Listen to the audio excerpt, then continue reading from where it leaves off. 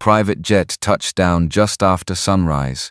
Ethan Mercer looked out through the oval window as the Dallas skyline emerged through the morning haze. 3 days earlier, he had finalized the deal that transformed his artificial intelligence company into a billion-dollar enterprise. Reporters wanted interviews, investors wanted meetings, industry magazines wanted him on their covers. None of that mattered this morning. For the first time in years, he was finally coming home, and the first thing he planned to do was pick up his father. What Ethan did not know was that within a few hours, he would walk into a nursing home and find the man who had sacrificed everything for him sitting alone in a corner, forgotten by almost everyone who claimed to care about him. It was the kind of shocking reveal that changed a life forever. Welcome to today's story. If you enjoy emotional drama and shocking twists, don't forget to like this video and subscribe for more unforgettable stories.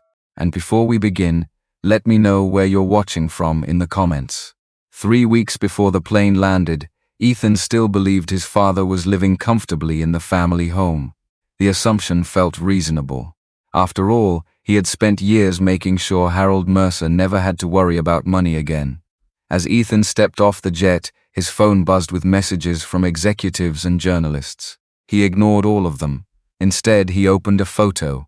It was an old picture of Harold standing in front of the small brick house where Ethan had grown up. His father looked strong, solid, the kind of man who could repair anything with a toolbox and enough patience. Ethan smiled. Just a few more hours, he thought. By late morning, he was driving through familiar streets. The neighborhood looked older than he remembered. Some storefronts had changed. A few houses had fresh paint. Others looked tired. But when he turned onto his father's street, something immediately felt wrong. He slowed the car, then stopped. The house was gone. Not physically, the building was still there, but it no longer belonged to Harold. A large real estate sign stood near the driveway. Sold. Ethan stared at it. For several long seconds, he simply sat behind the wheel. Maybe there was some mistake. Maybe Harold had moved temporarily. Maybe a woman watering flowers across the street noticed him. She hesitated, then walked over. "Ethan?" she asked carefully. He recognized her after a moment. Mrs. Dawson, a long-time neighbor. "Good to see you," Ethan said. "I'm looking for my dad." The expression on her face changed instantly. The smile disappeared. Concern replaced it. "You didn't know?" she asked quietly. A cold feeling moved through Ethan's chest. "Know what?" Mrs. Dawson lowered the watering hose. "Your father hasn't lived here for a long time." The silence that followed seemed to stretch forever. "What do you mean?" "He moved into a nursing home almost 2 years ago." Ethan blinked. A nursing home? The words made no sense. His father wasn't wealthy, but he wasn't poor. Ethan had sent money regularly. More than enough money. Far more than enough. "Which nursing home?" he asked. An hour later, Ethan pulled into the parking lot of a facility on the edge of the city. The building looked tired. The paint was fading. Several windows needed repair. The sign out front leaned slightly to one side. This was not where Harold Mercer should have been living. Inside, the air smelled faintly of disinfectant and old carpet. A receptionist directed him toward the dining room. His footsteps slowed as he approached. Something deep inside him already knew he wasn't going to like what he found. The room was quiet. Several elderly residents sat eating lunch. Some watched television. Others stared out the windows.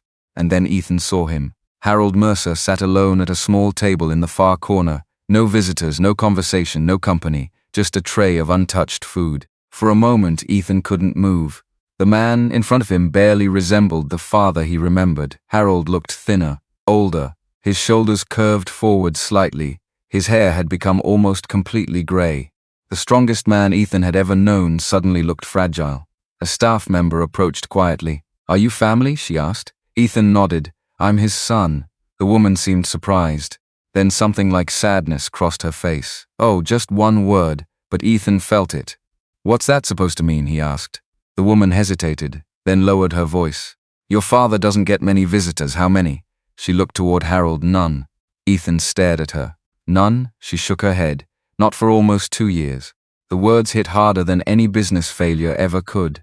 Almost 2 years. 2 years of birthdays. 2 years of holidays. 2 years of sitting alone in this place. And somehow Ethan had never known. The hidden truth sat in front of him like a physical object. His father had not been abandoned by poverty, he had been abandoned by people. Ethan walked slowly across the room. When he reached the table, Harold finally looked up. Their eyes met. For one brief second, emotion flashed across the older man's face. Shock, disbelief, something dangerously close to hope. Then it vanished. Harold looked away. His expression hardened. Ethan pulled out the empty chair. "Dad." The word came out almost as a whisper. Harold stared at the table for several seconds. Then he finally spoke.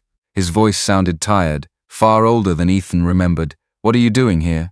Ethan frowned. "I came to take you home." Harold's face changed instantly. Not relief, not happiness, fear, real fear. He looked around the room before leaning forward slightly. Then he asked a question that made Ethan's blood run cold. "What are you doing here?" Harold repeated. "They aren't going to like this." Ethan did not answer right away. He only stared at his father, trying to understand how a man could look so small in a room full of people. Harold Mercer had once filled doorways. He had once carried toolboxes up 3 flights of stairs without stopping. He had once worked 12-hour days and still come home with enough strength to fix a leaking faucet, change a tire, or sit at the kitchen table and listen to Ethan talk about impossible dreams. Now he sat with one hand wrapped around a plastic cup of water, looking over his shoulder like someone had trained him to be afraid of being seen. "Who won't like this?" Ethan asked. Harold's mouth tightened. He glanced toward the hallway, then down at the tray in front of him. The food had gone cold. A pale scoop of mashed potatoes, a square of meatloaf, green beans that looked tired under the fluorescent lights. "Dad," Ethan said, lowering his voice, "talk to me." Harold shook his head once, not angry, not even stubborn, afraid. "You shouldn't have come here without calling," he said. "I did call." Harold looked up then. Ethan felt the first crack of something open inside him. "I called you for months," Ethan continued. "Your phone went straight to voicemail. Olivia said you didn't like talking much anymore. She said you got tired easily." At the sound of Olivia's name, Harold's face closed. Not fully, but enough. It was like watching a door quietly shut from the inside. Ethan saw it. He saw the small tightening around his father's eyes, the way his fingers moved on the cup, the way his shoulders pulled in almost as if the room had suddenly become colder. "Olivia has helped a lot," Harold said.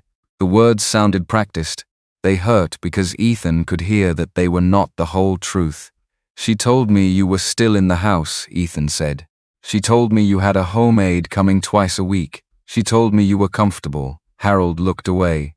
The silence was answer enough. A nurse passed by with a cart of folded towels.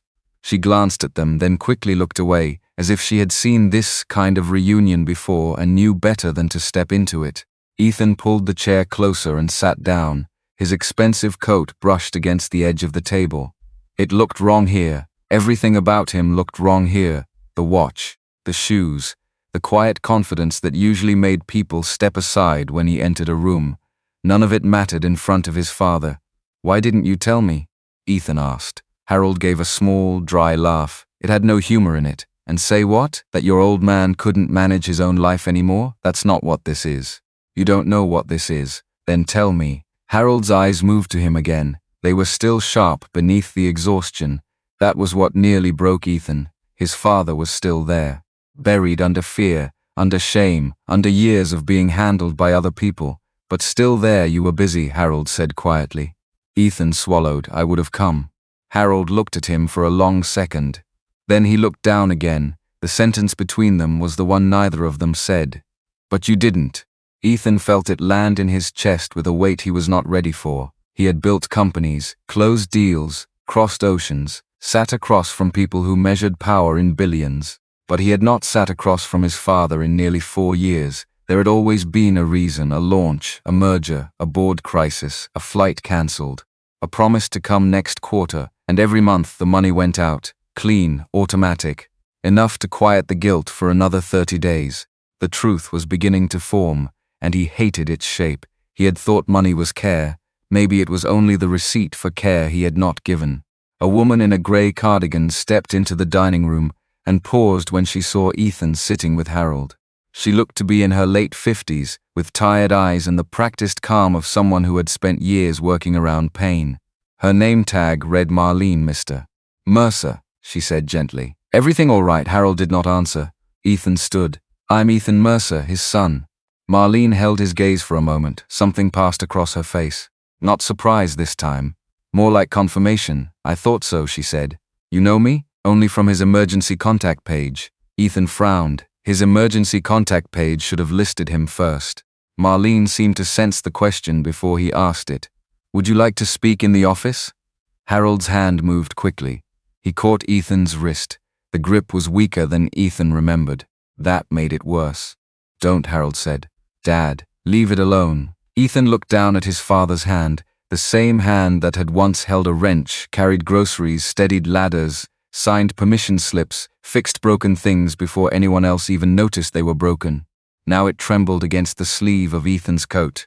I can't leave this alone, Ethan said softly. Harold's eyes filled, but he blinked hard before tears could form. You don't understand, he whispered. Family can do a lot of damage when they think they're owed something. Ethan went still. Marlene looked away, giving them the mercy of not reacting. What does that mean? Ethan asked. Harold released his wrist. His hand dropped back to the table. It means you should talk to Olivia before you make this worse. Worse than what? Harold did not answer. Ethan waited. Nothing. The old silence returned, not peaceful silence, not thoughtful silence. A silence built by years of being warned, corrected, managed, and made to feel like every need was too much. Ethan turned to Marlene. I want to seize his Harold closed his eyes. Please, he said. It was not a command. It was almost a plea.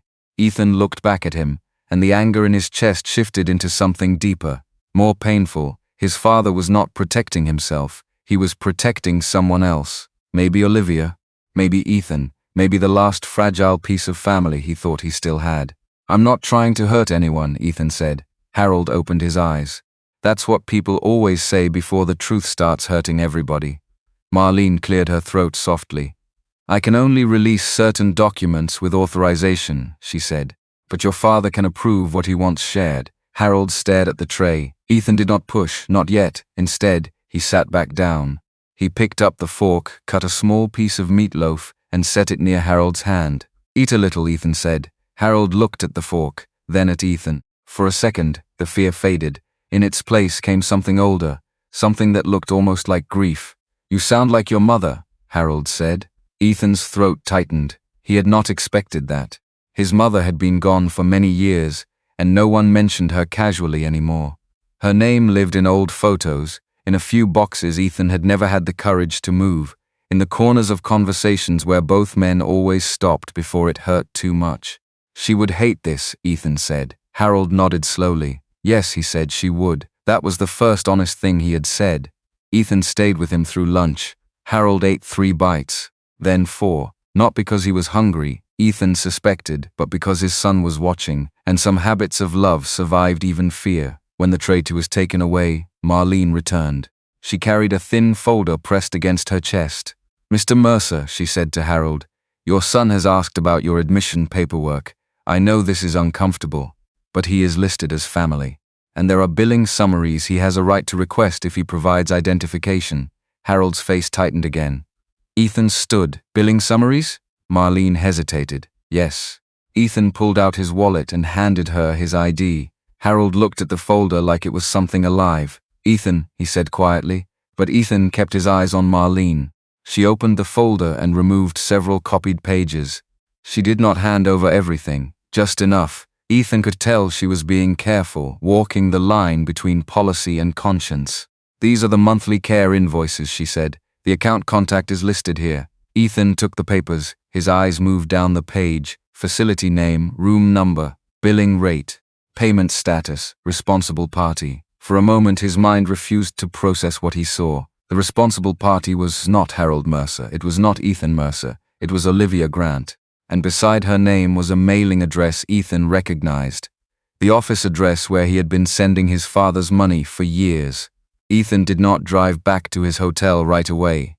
He sat in the nursing home parking lot, with the invoice papers spread across the passenger seat, staring at Olivia's name until the letters stopped looking like a name and started looking like a wound. Olivia Grant, his cousin, the woman who had sent him cheerful updates about Harold's blood pressure, his groceries, his roof repair, his home aid, his comfort. The woman who had told him the house was fine.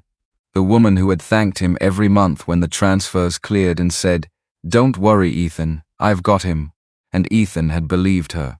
Not because he was foolish, because he had wanted to believe there was still someone back home standing close enough to his father to notice when he needed something.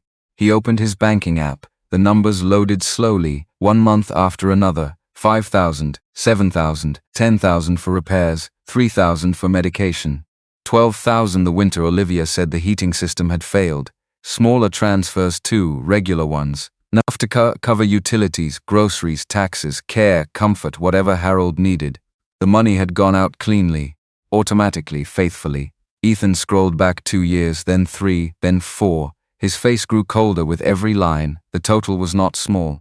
It was the kind of number that should have kept a man safe. Not wealthy, not extravagant, but safe. Warm house, good food, proper medical care, someone to help when walking became harder, someone to drive him to appointments, someone to sit with him when the rooms got too quiet. Not this, not a corner table in a low-cost nursing home with cold meatloaf and no visitors.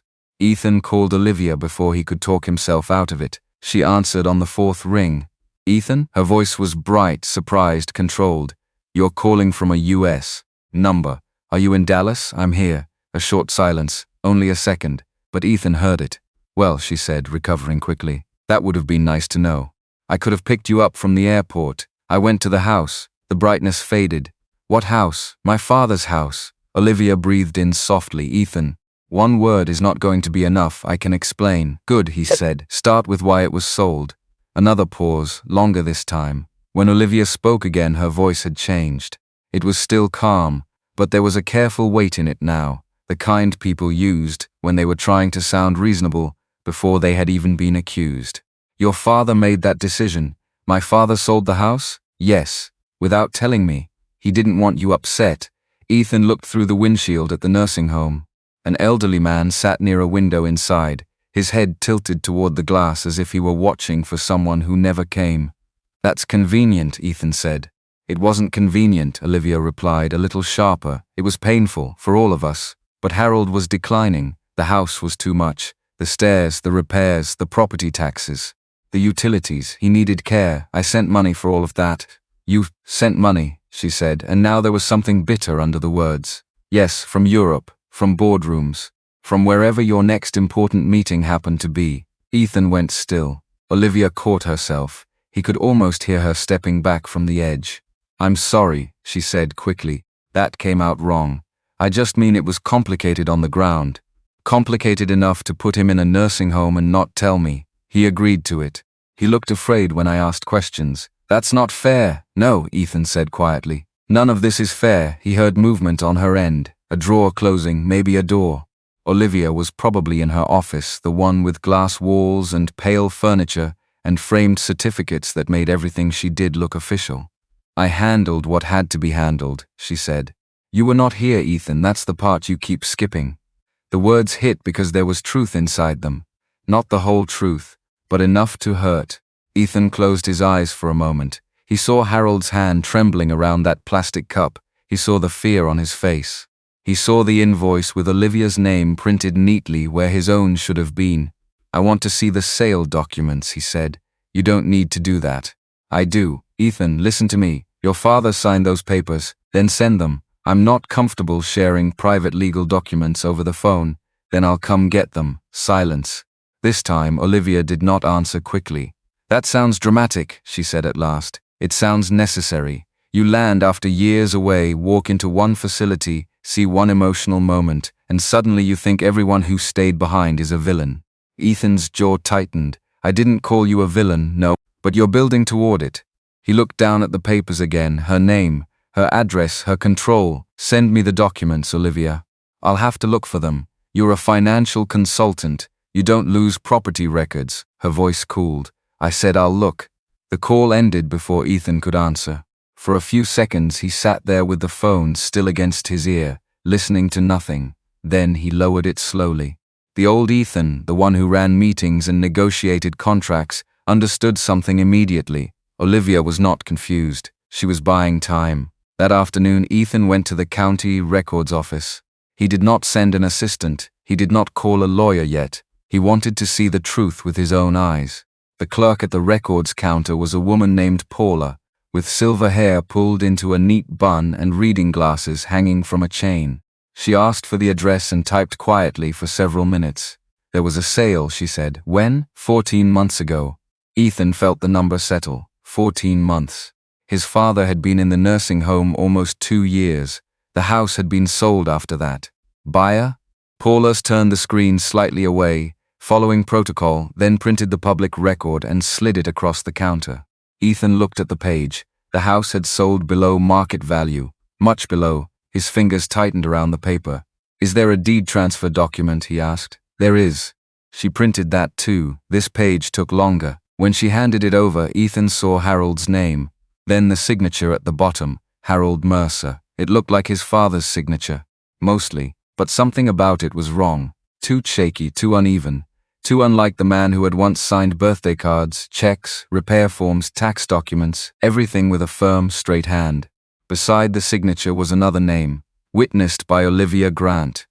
Ethan stared at it for a long time. He took pictures of every page, paid for certified copies, and walked back to his car with the papers under his arm like they weighed more than paper should. By the time he returned to the nursing home, the afternoon light had gone soft and yellow through the windows. Harold was in his room now. The room was small but clean. A narrow bed, a dresser, a framed landscape print on the wall that looked like it had been bought in bulk. On the dresser sat a plastic comb, a bottle of lotion, and a stack of folded socks. No family photos. That hurt more than Ethan expected. Harold looked up when Ethan entered. You came back, he said. Of course I came back. Harold looked at the folder in Ethan's hand. His face changed. Ethan sat in the chair beside the bed and placed the papers on his lap. I found the sale record. Harold closed his eyes. Dad. I signed it, Harold said. Ethan waited. Harold opened his eyes again. They were wet now, though no tears had fallen. I signed it, he repeated. That's what the paper says. That's what everyone will say. Did you want to sell the house? The room went quiet. Out in the hall, someone laughed softly at a television. A cart rolled past. Somewhere a phone rang twice and stopped. Harold looked toward the window. That house had your mother in it, he said. Every room, every mark on the wall, every cabinet handle she picked. I would have died there if they'd let me. Ethan's throat tightened. Then why? Harold's hand moved across the blanket, slow and restless. Because by then, he said, his voice barely above a whisper, I thought I didn't have any choice. Ethan leaned forward. What does that mean? Harold looked at him then, really looked at him. And for the first time since Ethan had found him, the fear in his father's face broke open enough to show the shame underneath. It means Olivia had papers, Harold said, and doctors, and signatures, and she kept saying it was temporary. Ethan felt the room tilt slightly. What papers? Harold looked away. The ones that said she could decide things for me. Ethan did not sleep that night.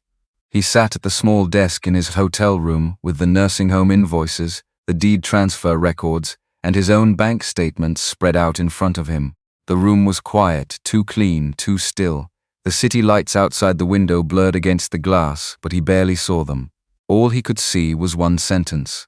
The ones that said she could decide things for me. His father had not said power of attorney. He had not said guardianship. He had not used any legal language.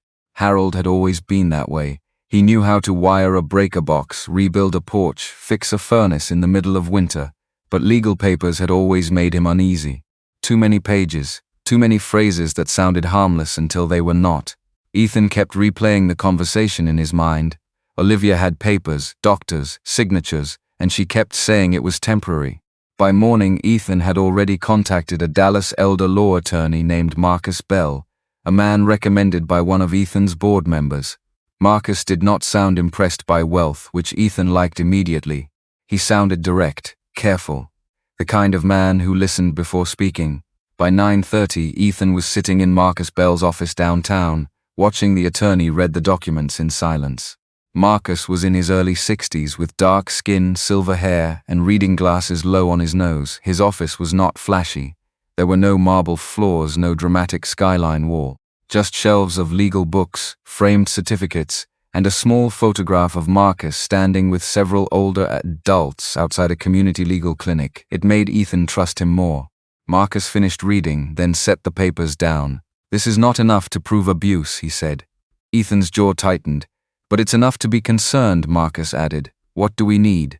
Medical records, the power of attorney document, any evaluations from the time your father signed, admission paperwork from the facility, bank records if we can get them, and most importantly, your father's consent to challenge anything that was done while he was medically vulnerable. He's afraid. That's common. The word common disturbed Ethan more than he expected. Marcus saw it. Elder financial exploitation is rarely loud, he said. It usually starts with someone trusted. Someone who handles the mail, drives to appointments, pays bills, makes calls. Then the older person becomes dependent, and dependency becomes leverage. Ethan looked down. He hated how real that sounded. His father had not been kidnapped. He had not been locked in a basement. He had been managed, quietly, legally enough on paper to make anyone hesitate before calling it wrong. That made it colder. Can we get his hospital file? Ethan asked. If your father authorizes it, yes. If not, we may need a court order later, but start with him. Don't charge in like this is a corporate takeover. He needs to feel like he still has a choice. The sentence stayed with Ethan all the way back to the nursing home. He found Harold in his room by the window, wearing a gray sweater Ethan did not recognize. It hung loose on him. His father was looking out at the parking lot, though there was nothing much to see except a few cars, a bare patch of grass, and a concrete walkway leading to the front entrance. Ethan knocked gently on the open door. Harold did not turn. You're back early, he said. I met with a lawyer. That made Harold close his eyes. Ethan stepped inside but did not sit yet. I'm not doing anything without you, he said. I need you to hear that first. I'm not taking over. I'm not making decisions for you. I'm asking you to help me understand what happened. Harold's shoulders loosened slightly, but only slightly.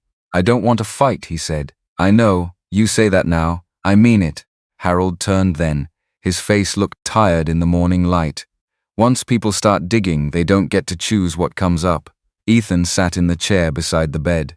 Dad, you were put in here. Your house was sold. Money I sent for you went somewhere else. If there's a reason all of that happened, I need to know it.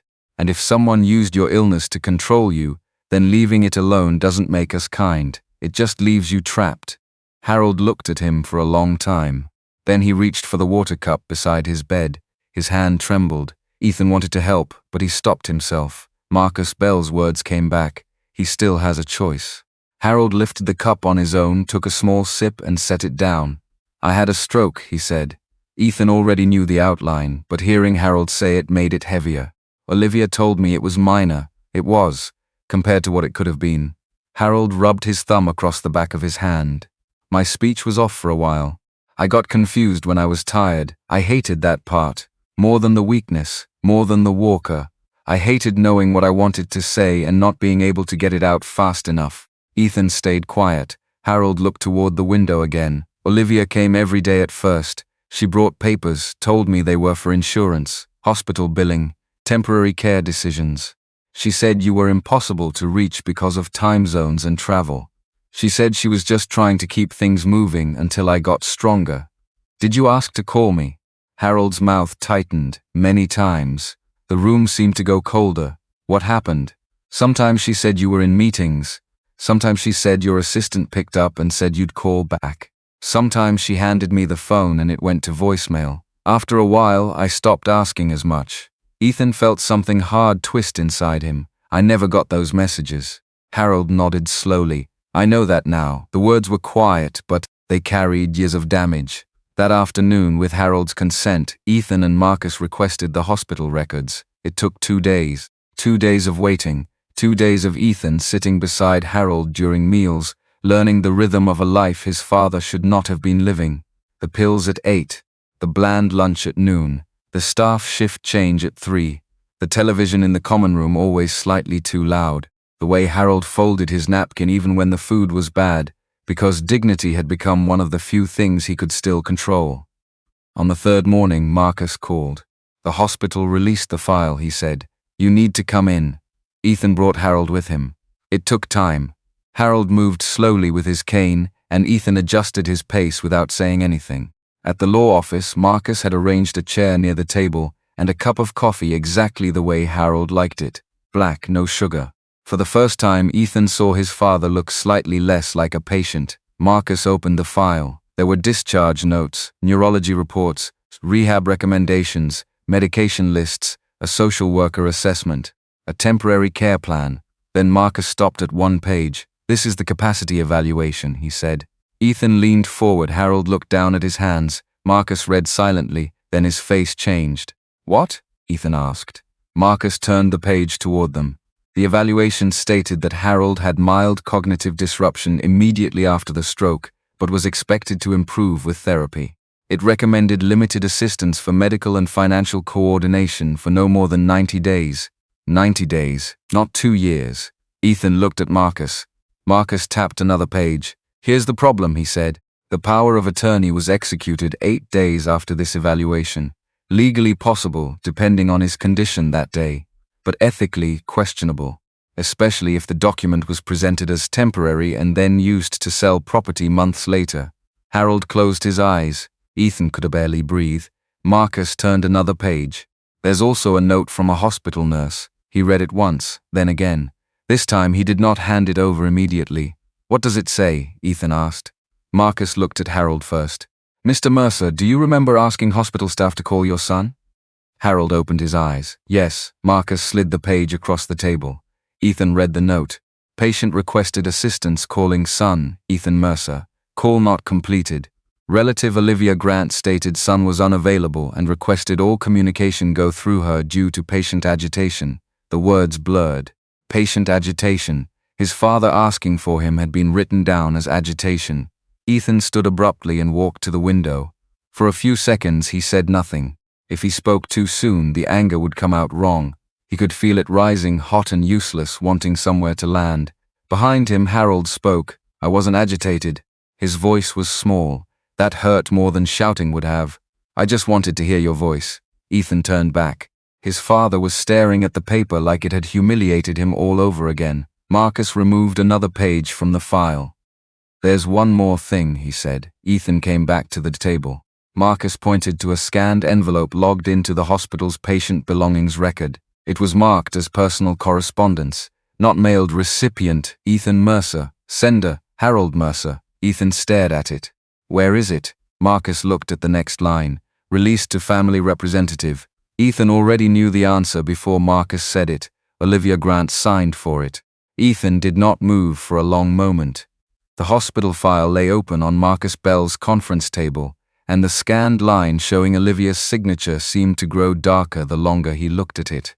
Released to family representative. 2 words that sounded harmless. 2 words that had kept a father's voice from reaching his son. Harold stared at the page as if he were looking at something he had buried with his own hands. "I remember that envelope," he said quietly. Ethan turned toward him. Harold did not look up. His fingers rested on the edge of the table, bent slightly from age and years of work. There was a small scar across one knuckle Ethan recognized. His father had gotten it repairing the kitchen cabinet years ago. Ethan had forgotten the cabinet, but not the hand. Not that hand. "What was in it?" Ethan asked. Harold swallowed. "A letter." Marcus sat back slowly. He did not interrupt. He had the practiced stillness of a man who knew when the law had stepped aside and grief had entered the room. Ethan's voice dropped. "A letter to me?" Harold nodded once. "I wrote it after the stroke. The 2nd week, maybe the 3rd. Time was strange then, everything came in pieces. Nurses changing shifts, trays coming in, Olivia talking over doctors, people asking me if I understood things I wasn't sure I understood." His face tightened with shame. "I hated that. I hated being treated like I was already half gone." Ethan looked down at the table. "You weren't." Harold gave a faint, tired smile. "Some days I wasn't sure." The room settled into a heavy silence. Outside the glass wall of Marcus's office, a receptionist answered a phone in a soft voice. Somewhere down the hall, a printer started and stopped. Ordinary sounds, life continuing politely while something inside Ethan came apart.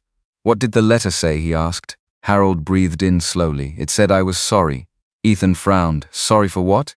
Harold looked at him then, and the look on his face was worse than any accusation could have been. "For becoming something you had to manage."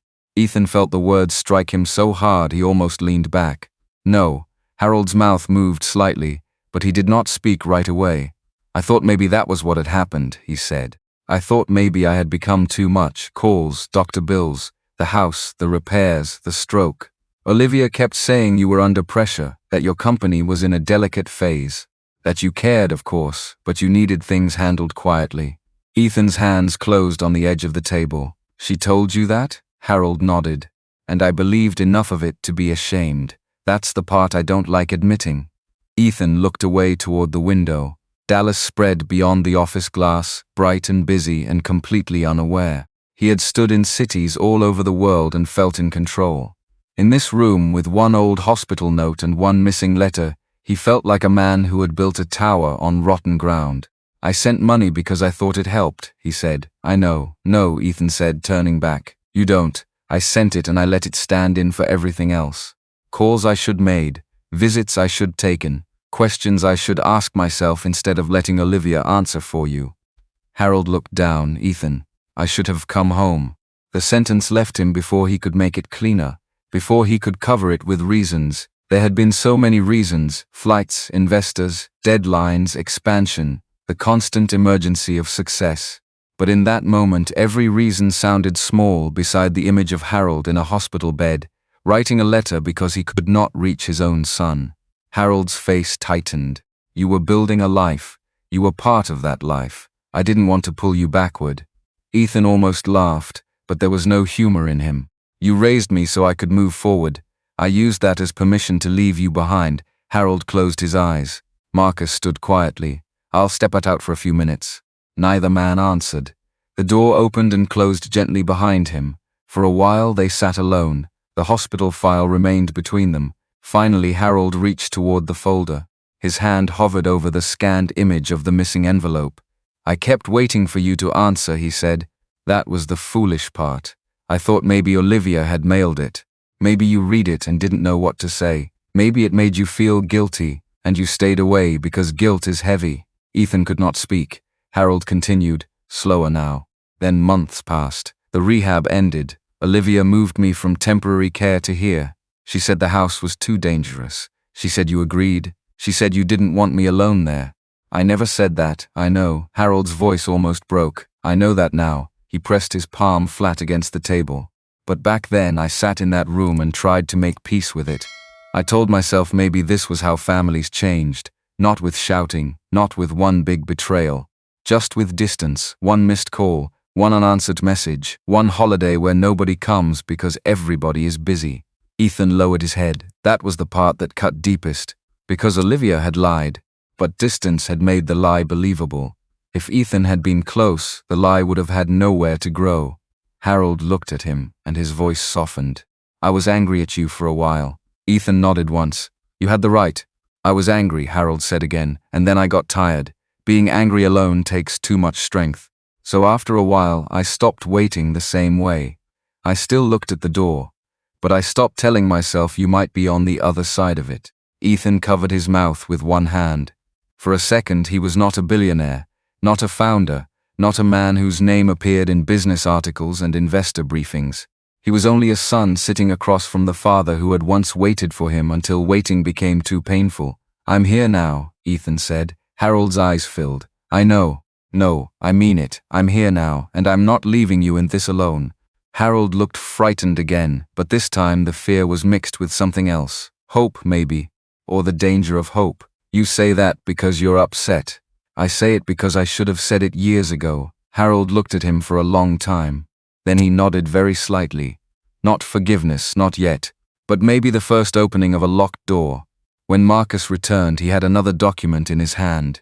I made a call to the hospital records department, he said. The original envelope is gone, but there may be a copy of the intake scan. Sometimes correspondence is scanned before release if it's logged through patient services. Ethan straightened. Can we get it? I requested it. They said they'll check the archive. Harold's face went pale. Ethan noticed. You don't have to read it, he said. Harold shook his head. That letter was written by a scared man. That man deserved to be heard. The words settled heavily between them.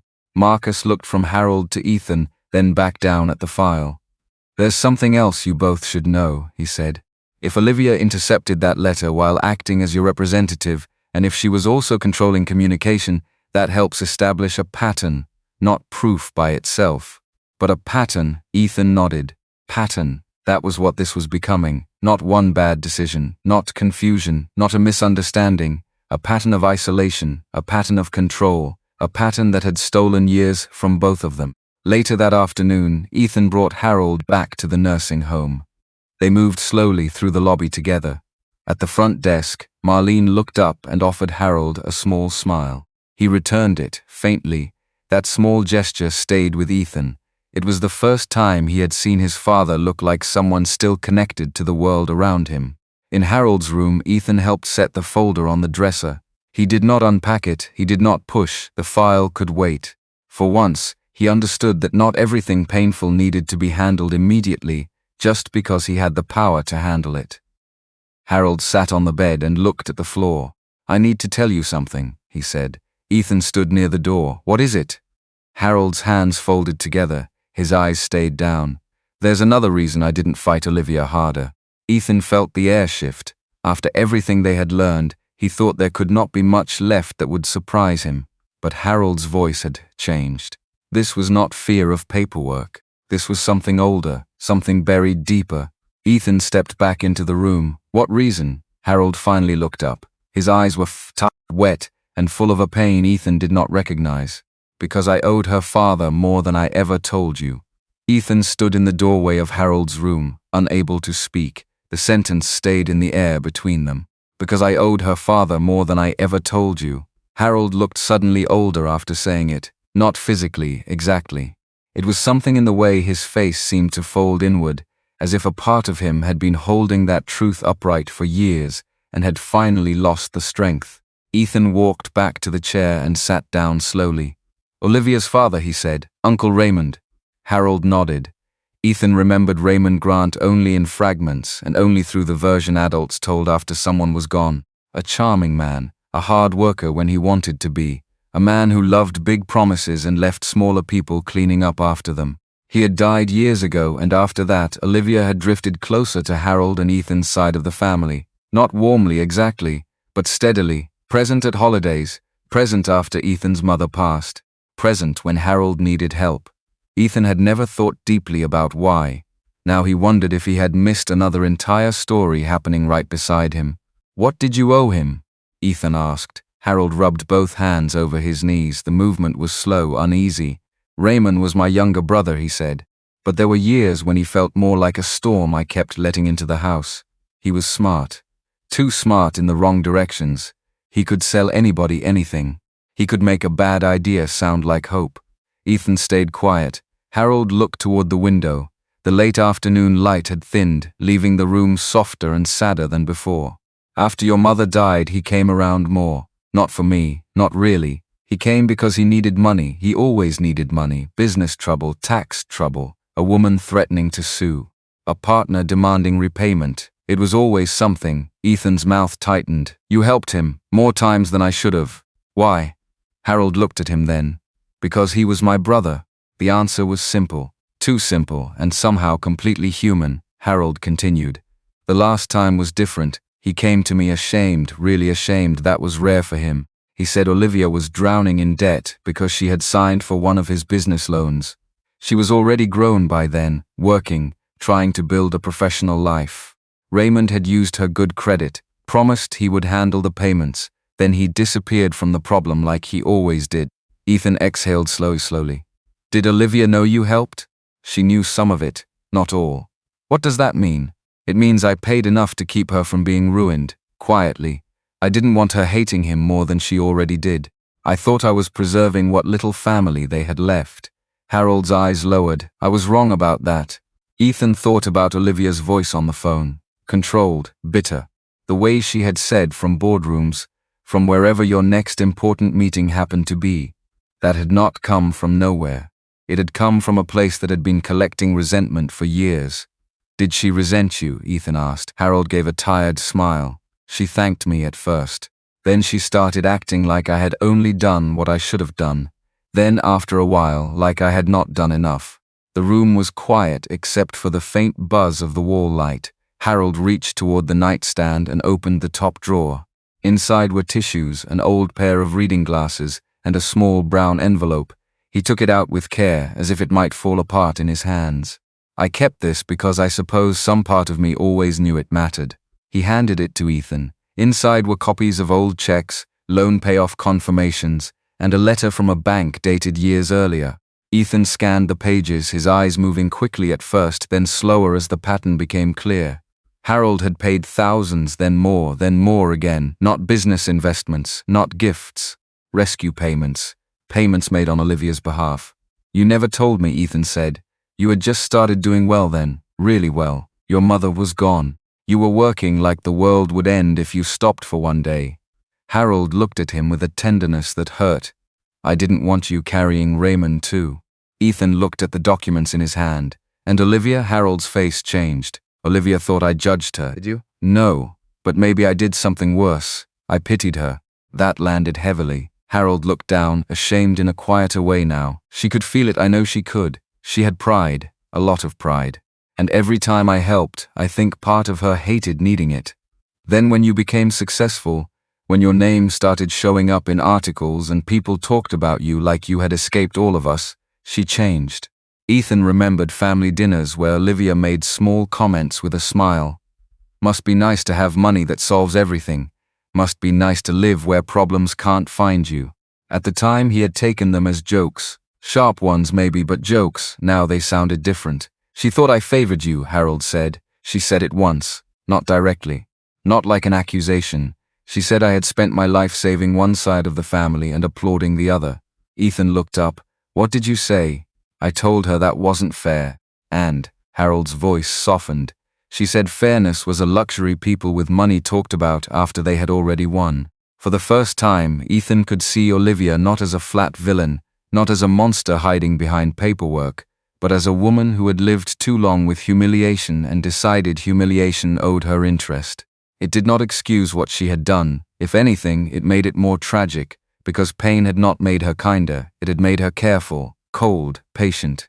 Harold took the papers back and slid them into the envelope. When I had the stroke and she started helping, I felt guilty refusing her. She was Raymond's daughter. She had no one else close enough, and I thought, maybe this is her chance to feel trusted. Maybe this is how we heal what Raymond broke. His mouth trembled slightly. I handed her the keys because I thought trust could fix what shame had ruined. Ethan leaned forward. Dad, she used that trust, I know. Then why still protect her? Harold looked at him. Because when you love family long enough, sometimes you keep reaching for who they could have been instead of facing who they have become. Ethan had no answer for that. The words were too true and too sad. A knock came at the door. Both men turned. Marlene stood there, one hand resting lightly on the frame. Her face was careful. I'm sorry to interrupt, she said. Mr. Mercer, there's someone at the front desk asking about your visitor records. Ethan stood. Who? Marlene looked at Harold first. That told Ethan everything. Miss Grant, she said. Harold's face drained. Ethan felt his shoulders tighten, but his voice stayed calm. She's here? No, Marlene said. She called. She said no information about Mr. Mercer was to be released to anyone without her approval. She also asked whether you had been taken off site today. Ethan looked at his father. Harold was staring down at his hands again. That frightened posture had returned. Did she have that authority? Ethan asked. Marlene hesitated. She is listed as the primary responsible party in our system. But if Mr. Mercer wants that changed, we can start the process. Harold said nothing. Ethan waited. He wanted to speak for him. Every instinct in him wanted to step in, take charge, fix the form, fix the file, fix the room, fix the years, but he did not. Harold had been spoken over enough. After a long moment, Harold lifted his head. His voice was weak, but it was clear. I want Ethan listed first. Marlene nodded, and for the first time since Ethan had found his father, something in the room shifted toward him. Not rescue, not victory. Just one small piece of control returning to the person it had been taken from. I'll bring the form, she said. When she left, Harold leaned back against the pillow and closed his eyes. Ethan sat beside him. Neither spoke for a while. Then Harold opened his eyes again. There's one more property, he said. Ethan turned. What property? The lake lot. Your mother's brother sold it to us years ago. She loved that place. Olivia knows I never wanted to sell it. Ethan felt the next wave coming before Harold finished. I think she's been waiting for me to stop fighting over it. His phone buzzed. Ethan looked down. An email from Marcus Bell. Subject line, urgent, attempted title activity. Ethan opened it. The message was short. A title company had just requested verification for the sale of a lake property still registered in Harold Mercer's name. The buyer's representative was listed as Olivia Grant. Ethan called Marcus before he even left Harold's room. The email was still open on his phone, the words too clean for what they meant. Attempted title activity, buyer's representative, Olivia Grant. The lake lot that Harold had tried to protect, the last piece of land still tied to Ethan's mother, was already being moved like a number on a spreadsheet. Marcus answered on the second ring. I saw your email, Ethan said. Tell me there's a to stop this. There is, Marcus replied. But we need to move today. Ethan looked at Harold. His father sat on the edge of the bed, both hands folded around the top of his cane, staring at the wall as if he could already see another place being taken from him. She's trying to sell the lake lot, Ethan said. I know, I spoke to the title company. They haven't closed. They're waiting on final identity verification and proof of authority. I've already sent notice that the power of attorney is disputed. Is that enough? For now it slows things down. It doesn't end it. Ethan closed his eyes for a second. What do you need from us? Your father needs to sign a revocation of power of attorney, if he chooses to. Then we file for emergency injunctive relief to stop any transfer of property. We also need to notify Adult Protective Services and the bank's fraud department. Harold looked up at those words. Ethan lowered the phone slightly. Dad, he said, Marcus says you can revoke the power of attorney today, but it has to be your choice. Harold's fingers tightened around the cane. For a moment the old fear returned. It moved across his face like a shadow. Ethan could almost hear the old thoughts passing through him. Olivia would be angry. The family would split. The truth would make noise. People would ask questions. Papers would arrive. Lawyers would speak. The quiet would be gone. Then Harold looked toward the window. I spent my whole life fixing things before they hurt the people I loved, he said softly. And somehow I let this keep hurting everybody. Ethan waited. Harold turned back. I want to sign it. By mid-afternoon, Harold was sitting in Marcus Bell's office with a pen in his hand. The document was not long, not compared to the hospital file, not compared to the deed records or the nursing home contract. It was only a few pages, but it carried more weight than all of them. Revocation of durable power of attorney. Marcus read every line aloud, slowly, clearly. He asked Harold twice if he understood, not in a condescending way, not like the hospital had done.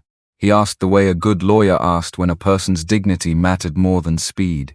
Harold answered each time, yes, I understand. When he signed, his hand shook. But he signed his own name, Harold Mercer. Not perfect, not as strong as it had once been, but his.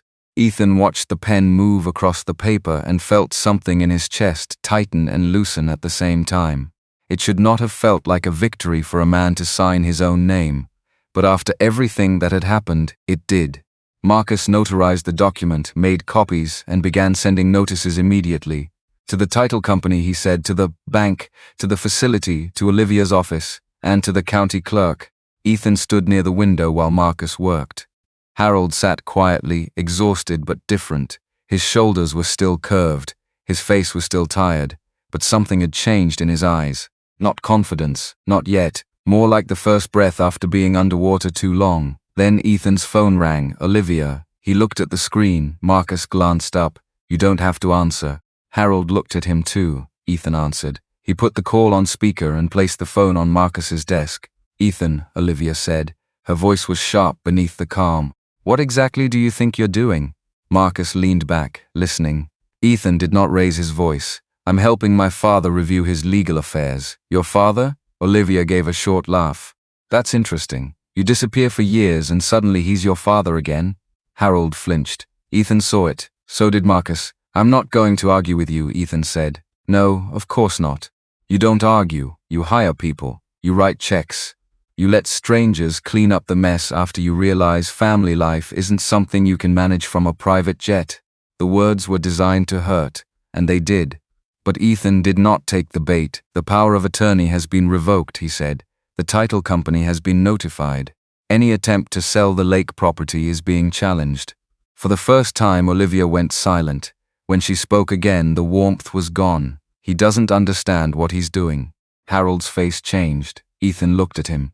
Harold leaned toward the phone, his voice quiet but clear. I understand. Another silence. Then Olivia said softer, Uncle Harold, you don't. Ethan is angry. He's embarrassed. He's looking for someone to blame because he knows he wasn't here. Harold closed his eyes. Ethan's hand tightened into a fist. Olivia continued. I was here. I handled the hospital, the bills, the calls, the facility, the house when it became unsafe. I did the hard things while he sent money and felt noble about it. Harold opened his eyes. You handled too much, he said. His voice was not loud. That made it stronger. You asked me to trust you, Harold continued, and I did. But you didn't just help me, Olivia. You took over, I protected you, you isolated me. The words landed in the room like a plate breaking. Olivia breathed in sharply. That is cruel, she said. No, Harold said. It is late, but it is true. For several seconds no one spoke. Then Olivia's voice hardened. You are making a mistake, all of you. The call ended. Harold sat back slowly. His face had gone pale. Ethan reached toward him, then stopped just short of touching his shoulder. Dad? Harold nodded once, but his breathing was uneven. Marcus pushed a glass of water across the desk. That was important, Marcus said gently. But now you both need to understand something. Her next move may be to claim your father is being pressured by you. Ethan looked at him. Can she do that? She can try. She may argue undue influence. She may say you arrived, overwhelmed him, and pushed him into revoking documents he previously signed. That's why we document everything properly. Medical capacity letter, independent witnesses, facility notes, bank records. Every step clean. Harold gave a tired sound. She might, Marcus said. Harold looked down. That was the wound. Olivia knew exactly how to press. Not money, not property, the fear of being seen as incapable. Ethan sat beside him. Then we prove you're not. Over the next week, the fight widened. Marcus moved quickly. He filed emergency papers to freeze the lake property sale. He contacted the bank where Ethan's transfers had been routed. He sent formal requests to the nursing home for visitor logs, payment histories, and communication notes. He referred the matter to Adult Protective Services, not as a dramatic accusation, but as a documented concern. Olivia responded the way Marcus had predicted. First, she denied everything, then she blamed Harold's memory, then she blamed Ethan's absence. She sent a letter through her own attorney claiming Harold had willingly delegated responsibilities because Ethan had been unavailable. She argued that the house had been sold for his benefit. She claimed every dollar had gone toward care, taxes, repairs, and debts, but the documents began telling a different story. A bank investigator found transfers from Harold's management account to a consulting firm registered under Olivia's business address. The amounts were not massive enough to seem outrageous at first glance. That was what made them effective. Monthly fees, administrative services, family care coordination, words that sounded almost respectable if no one looked too closely. Then Marcus found the second layer. Payments to a storage company Harold had never used, a vendor invoice for home repairs after the house had already been sold, a nursing home supply fee that the facility said it had never charged. The pattern was not wild, it was careful. That made Ethan colder than if it had been greedy and obvious. Olivia had not panicked, she had planned. One afternoon, Marcus brought in a bank employee named Dana Reynolds. She was in her 40s, professional, tense, and clearly uncomfortable being involved in a family matter. But she had records, and records had a way of speaking when people were afraid to. Dana explained that Harold had visited the bank months after entering the nursing home. Olivia had brought him. Harold had asked whether he could remove Olivia from his accounts. Ethan looked at Harold, his father's face tightened with recognition. Dana's voice was careful. Mr. Mercer seemed hesitant, but clear. He asked if a power of attorney could be cancelled. I advised him to speak with an attorney. Ms. Grant interrupted several times and said he was confused about the purpose of the account structure. What happened after that? Marcus asked. Dana glanced at Harold. He became quiet. Ms. Grant said they would come back another time. They left. Harold's hands trembled on his cane. I remember that, he said. His voice sounded far away. I thought maybe I had misunderstood. She told me in the car that I had embarrassed both of us. Ethan closed his eyes briefly. Dana looked down at the table. I should have filed an internal concern then, she said. I didn't have enough. That's what I told myself. Harold looked at her. You're here now. The woman's eyes filled, but she held herself steady. "Yes," she said, "I am." That evening, Ethan returned Harold to the nursing home. They were both quiet on the drive. The sky over Dallas had turned violet, and traffic moved around them in tired streams of headlights. When they reached the facility, Harold did not get out right away. "I keep thinking," he said, "about how many times I almost spoke louder." Ethan turned off the engine. "You were outnumbered." "No," Harold said softly. "I was ashamed. That's different." Ethan looked at him. Harold stared through the windshield. When a man gets old, people start talking around him, over him, about him. At first you correct them, then you get tired. Then one day you realize silence is easier than fighting to be treated like you are still in the room. Ethan felt the words settle into him. He had no answer that would not sound too small, so he stayed quiet. Inside, Marlene met them at the entrance with a strange look on her face. "Mr. Mercer," she said to Ethan, "there was a delivery for your father." Harold frowned. "A delivery?" She handed Ethan a padded envelope. No return name, just Harold Mercer written in black ink. Ethan felt uneasy before he opened it. Inside was a copy of a shredded document taped back together badly. Someone had tried to destroy it, then someone else had saved what remained. At the top, only a few words were still readable. "Lake Property Sale Authorization." At the bottom was Harold's signature. But this time Ethan knew immediately it was not his father's hand. Ethan knew the signature was wrong before anyone else said it. He had seen his father sign enough things over the years: birthday cards, tax forms, checks for repairs, the old mortgage paperwork. Harold's handwriting had changed with age, yes, and the stroke had taken some steadiness from his hand. But even now, even weakened, Harold's signature had a certain shape, a hard beginning. A slight lift on the M, a clean downward stroke at the end. This one had none of that. It was shaky in the wrong way, not weak, imitated. Harold looked at the taped-together paper in Ethan's hand and went very still. "I didn't sign that," he said. His voice was quiet, but there was no uncertainty in it. Marlene stood beside them in the nursing home lobby, her face pale. The front desk phone rang behind her, but no one answered it for several seconds. The sound filled the silence like a warning. Ethan looked down at the envelope again. "Who brought this?" "I don't know," Marlene said. "It was left at the front desk during shift change. No one saw who dropped it off." Ethan turned the paper over carefully. On the back, someone had written 3 words in blue ink. "Check the notary." He read it once. Then again. Marlene saw his face. "What is it?" Ethan folded the page and slid it back into the envelope. "A door opening," he said. By the next morning, Marcus Bell had the document under a scanner, comparing it against Harold's verified signatures from the revocation form, the old deed records, and his driver's license renewal.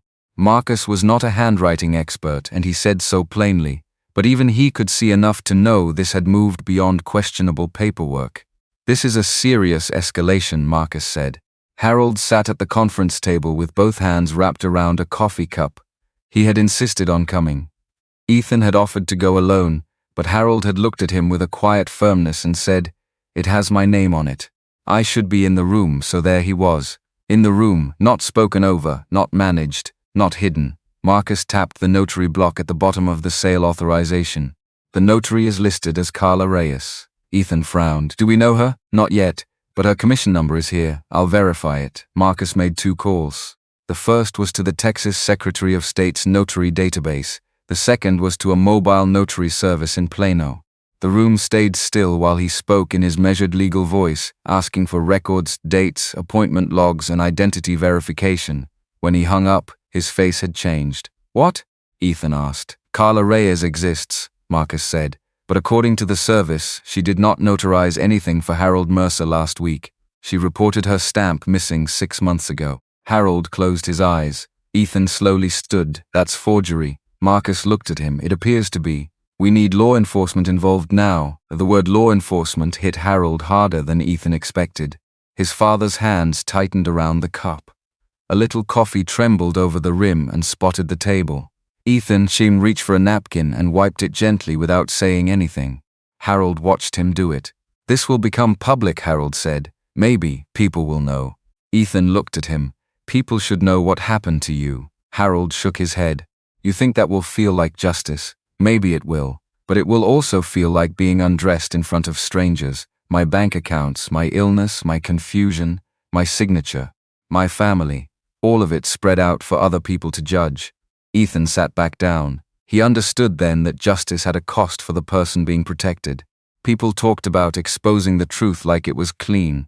But for someone like Harold, who had spent his life standing straight, paying bills on time, keeping pain inside the house, the truth felt almost humiliating. "I'm sorry," Ethan said. Harold looked at him. "I should have said that earlier," Ethan continued. "Not because we're stopping, we have to stop her, but because this is your life being pulled apart, not mine." Harold looked down at the table. For a long time he said nothing. Then he nodded. "That's all I needed you to understand." The investigation moved quickly after that. Not dramatically, not like in movies. No flashing lights at Olivia's office that day. No shouting in a hallway. It started with forms, sworn statements, phone calls, and certified records. Marcus referred the forged document to the county fraud unit. Adult Protective Services opened a formal case. The bank froze accounts connected to Harold's care funds. The title company halted the lake property sale entirely. Olivia's attorney responded within hours. The letter accused Ethan of manipulating an elderly man after years of neglect. It claimed Harold had become emotionally dependent on Ethan following his sudden return. It described Olivia as the only consistent caregiver over a prolonged period of family absence. When Marcus read that line aloud, Ethan felt heat rise up his neck. Harold surprised him by laughing once. Not happily, just sharply. "Well," Harold said, "at least she finally admitted I had been left with only her." Marcus looked at him with something like respect. That line may hurt her more than help her. 2 days later they went to court. It was not a full trial, not yet. It was an emergency hearing in a county courtroom with wooden benches, fluorescent lights, and a judge who looked like she had heard every kind of family excuse people could make. Harold wore a clean navy sweater Ethan had bought for him, though Harold had insisted on paying for part of it himself with cash from his own wallet. "I still buy my own clothes," he had said. Ethan did not argue. Olivia sat on the other side of the courtroom beside her attorney. She looked elegant, composed, and almost wounded. Her dark blazer was perfectly pressed. Her hair was pinned neatly back. Anyone who did not know the documents might have looked at her and seen a responsible woman unfairly dragged into a family fight. Then she saw Harold. For half a second, something flickered across her face. Not guilt, not exactly, more like irritation that he had shown up as himself. The judge listened to Marcus first. He did not exaggerate. He did not perform outrage. He laid out the timeline: Harold's stroke, the temporary care recommendation, the disputed power of attorney, the house sale, the communication restrictions, the intercepted letter, the attempted sale of the lake property, the questionable signature, the notary stamp reported missing months earlier. Each fact landed quietly. That made it worse. Olivia's attorney argued that Ethan had abandoned local responsibilities and was now trying to rewrite history out of guilt. He said Olivia had made difficult decisions under pressure. He said Harold's memory was inconsistent. He said family conflict did not equal exploitation. Then the judge looked at Harold. "Mr. Mercer," she said, "do you wish to speak?" Ethan's heart tightened. Harold's hand was steady on his cane, but Ethan saw the small movement in his jaw. Fear was still there. Shame was still there. Years of being questioned had not vanished in 1 week. But Harold stood, slowly. Marcus moved as if to help, then stopped when Harold gave him a tiny shake of the head. Harold faced the judge. "I am not confused about my home," he said. The courtroom went silent. "I am not confused about my land. I am not confused about wanting to call my son. I was weak after my stroke. I was tired. Some days I was afraid. But afraid is not the same as incapable." Olivia looked down. Harold continued, his voice rough but clear. "I trusted my niece because I thought family would protect what I could not protect for a while. Instead, I became smaller every time I asked a question. I was told I misunderstood. I was told I had already agreed. I was told I would embarrass myself if I pushed. After a while I stopped pushing." He paused. Ethan could barely breathe. Harold looked once toward Olivia. Not with hatred. That somehow made it more devastating. "I do not want revenge," he said. "I want my name back on my own life." The judge's expression changed, not soft, but human. By the end of the hearing, the court granted a temporary order freezing any transfer of Harold's property, suspending Olivia's authority pending further review, and requiring a full accounting of every transaction made under the power of attorney. Olivia did not look at Ethan when the order was read. She looked at Harold, and for the first time, Harold did not look away. Outside the courtroom, Olivia approached them before her attorney could stop her. "You really think this ends here?" she said, her voice low. Ethan stepped forward, but Harold lifted one hand. "Not much, just enough." "No," Harold said. "I think this is where it finally starts ending."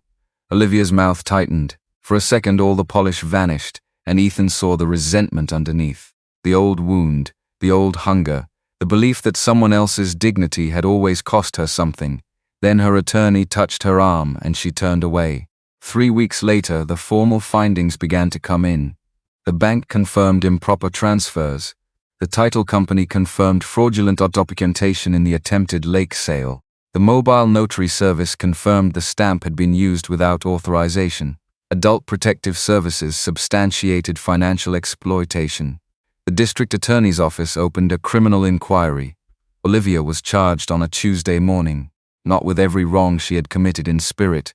The law could not hold all of that, but it could hold enough. Forgery, financial exploitation of an elderly adult, fraudulent transfer attempts. Marcus called Ethan with the news while Ethan was at the nursing home or helping Harold pack. Not everything, just the first box. A sweater, a shaving kit, a worn paperback, the small brown envelope of old family documents, the copied file that had started as pain and become proof. Ethan ended the call and looked at his father. "It's done," he said softly. They charged her. Harold sat on the edge of the bed. He did not smile, he did not cheer. He only breathed out like he had been carrying a stone in his chest and had finally set it down. "Good," he said. Then after a moment, quieter. "What a terrible word that is for something so sad." Ethan sat beside him. Neither of them said anything for a while. That afternoon, Harold left the nursing home. There were no cameras, no grand speech, no limousine waiting outside. Ethan pulled his own car to the front entrance, and Marlene walked Harold down the hall with his discharge folder under one arm. At the doorway, she hugged him carefully. "You take care of yourself, Mr. Mercer." Harold patted her hand. "You did more than your job." Marlene's eyes filled. "So did you," she said. "You stood up?" Harold looked at the open doors. Then he looked at Ethan. For a moment, he seemed afraid to cross the threshold, as if leaving a place of captivity was still frightening because freedom required believing it was real. Ethan stood beside him, not ahead, beside. Harold took one step, then another. The sunlight hit his face when they reached the sidewalk. He closed his eyes. And for the first time since Ethan had come home, Harold Mercer looked like a man who had been returned to himself. That evening, in the quiet of the short-term apartment Ethan had rented near the lake, Harold handed his son an old metal box. It was dented at the corners with a strip of faded tape across the lid. "I kept this hidden for years," Harold said. Ethan took it carefully. "What is it?" Harold looked toward the window, where the last light of day was settling over the water. "Everything I couldn't say while I was trying not to need anyone." Ethan opened the metal box at the small kitchen table after Harold had gone to bed. The apartment was quiet, not empty the way the hotel room had been. Quiet in a lived-in way. Harold's cane leaned near the door. His sweater hung over the back of a chair. A mug sat beside the sink because he had insisted on washing it himself in the morning. Inside the box were letters, photographs, notebooks, receipts and folded papers kept in careful stacks.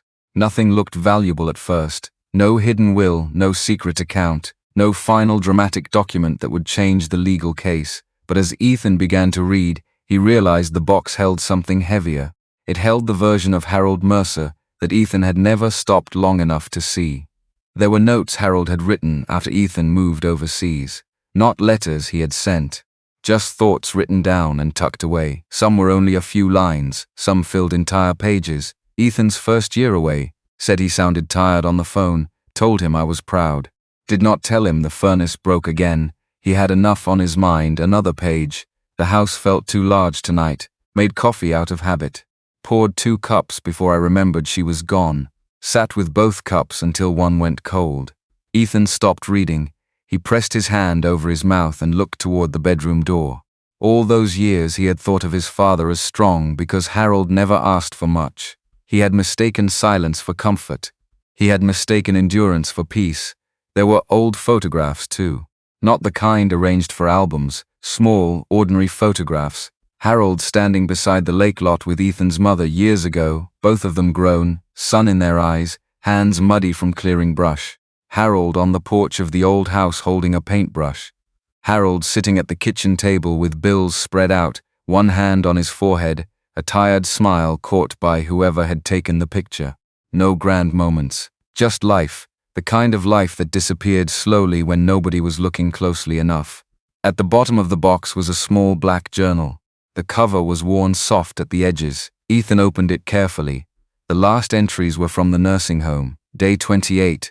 Olivia says this is temporary. I am trying to believe her. Day 63 asked again if Ethan called. She said he was in meetings. I hope that means he is doing well. Day 110. Stopped asking today. It made her angry. I do not want trouble. Ethan had to stand. He walked to the sink, braced both hands on the counter, and breathed through a pain that did not move like ordinary sadness. It moved like recognition, like the moment a man finally understood that his success had not protected the person who made it possible. It had only carried him farther away. The next morning, Harold found him still awake. Ethan was sitting at the table with the box open and the journal closed in front of him. His eyes were red. His shirt was wrinkled. He looked less like the man who had landed on a private jet, and more like someone who had spent the night losing an argument with his own memory. Harold stood in the hallway for a moment. Then he said, "You read it?" Ethan nodded. "I'm sorry." Harold walked slowly to the chair across from him and sat down. "For reading it? For not being there to live any of it with you?" Harold looked down at the box. "I didn't keep those things to punish you, I know. I kept them because sometimes paper remembered better than people. That broke Ethan more than blame would have." He reached across the table, not dramatically, not like a promise meant to fix everything at once. Just one hand across an old table in a rented apartment near the lake. Harold looked at it. Then he placed his hand over Ethan's. For a while, neither of them spoke. The months that followed did not turn into a perfect life. Olivia's case moved slowly, the way real cases often did. Her assets were reviewed, some money was recovered, some was gone. The court restored Harold's full control over his remaining property. The lake lot stayed in his name. The old house could not be brought back, but the truth around its sale was documented, challenged, and no longer hidden. Olivia did not apologize, not in any way that mattered. Through her attorney, she called the matter a misunderstanding, a family conflict, a burden she had carried alone. But the legal consequences came anyway. Charges remained. Professional licenses were questioned. The polished life she had built around being trusted began to crack in public. Harold did not celebrate that. He only said once, while looking out over the lake, "I hope she becomes honest before she becomes lonely." Ethan remembered that line for a long time. Harold moved into a small house 10 minutes from Ethan's Dallas office. Not Ethan's mansion, not a luxury wing built to impress anyone. A real house, one floor, wide doorways. A porch facing west, a kitchen Harold could move through without help, a little workshop in the back where he sorted old tools, even if his hands could not use them the way they once had. Ethan offered more. Harold refused most of it. "I need comfort," Harold said, "not ownership by another name." So Ethan learned. Slowly, he learned not to solve every discomfort with money. He learned to ask before arranging. He learned to sit in silence without checking his phone. He learned that presence had a shape, a weight, a sound. It sounded like coffee poured in the morning, like 2 chairs creaking on a porch, like a phone call made for no reason except to say, "I was thinking about you." On Thursday evenings, Ethan came over after work. At first he brought dinner in expensive containers, food Harold politely ate and never asked for again. Then one evening Harold handed him a grocery list and said, "If you want to eat with me, we can cook like regular people." So they did, badly at first. Then better. They burned chicken once and laughed harder than either of them expected. Harold showed Ethan how to fix a loose cabinet hinge with one good hand and more patience than Ethan had brought into any boardroom. Ethan set up Harold's medication organizer, but only after Harold told him where it belonged. That was the difference now. Ethan helped. He did not take over. One late afternoon, months after the court order, they sat together on Harold's porch. The sun was low, the air was warm. The street was quiet in that soft American way, with distant lawn mowers and cars passing slowly under trees. Harold held a cup of coffee in both hands. Ethan sat beside him, jacket off, sleeves rolled up, phone turned face down on the small table between them. After a while, Harold said, "You know what I needed most?" Ethan looked at him. Harold smiled faintly. "Not all the money." Ethan nodded. "I know, I was grateful for it," Harold said. "Don't misunderstand me, but money is a strange thing. It can pay the bill and still leave the room empty." Ethan looked out at the street. "I'm trying to be in the room now." Harold's hand reached over and rested briefly on his arm. "I know. That was enough. Not forgiveness wrapped in a speech, not a perfect ending. Just 2 words given quietly, from a father who had nearly disappeared from his son's life while still alive." The sun moved lower. For once, Ethan did not think about flights, meetings, investors, or deadlines. He only listened to his father breathing beside him. He listened to the porch boards shift under their feet. He listened to the silence that no longer felt like abandonment. It felt like time returned. Some fathers never ask for much. They make themselves small so their children can grow. And sometimes the most dangerous mistake is thinking they will always be there, waiting quietly. If this story made you think of someone you love, leave a few words for them in the comments before too much time passes.